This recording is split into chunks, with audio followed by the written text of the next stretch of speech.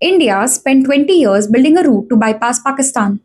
That route now runs through an active war zone, and the permission keeping it alive expires in weeks. This is the story of Chabahar Port. In 2003, India and Iran agreed to develop Chabahar, a port on Iran's southeastern coast, outside the Strait of Hormuz.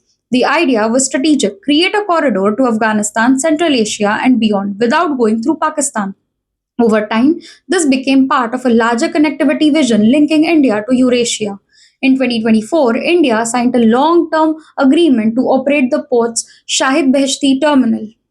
For the first time, the project moved from idea to control, but access depended on one condition: a sanctions waiver from the United States. That waiver has never been permanent. It has been extended temporarily, repeatedly, and the current extension expires in April 2026. Now, the context has changed. The US is directly involved in a conflict with Iran.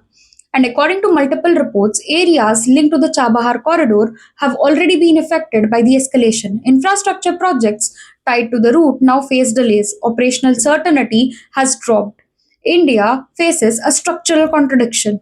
Chabahar sits outside the Strait of Hormuz, which makes it exactly the kind of route India needs when the Gulf becomes unstable.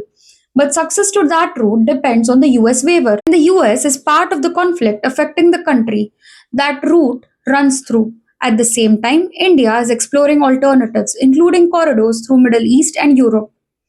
But those routes also bypass through regions affected by the same crisis. So both pathways through Iran and through the Gulf are now exposed to the same instability.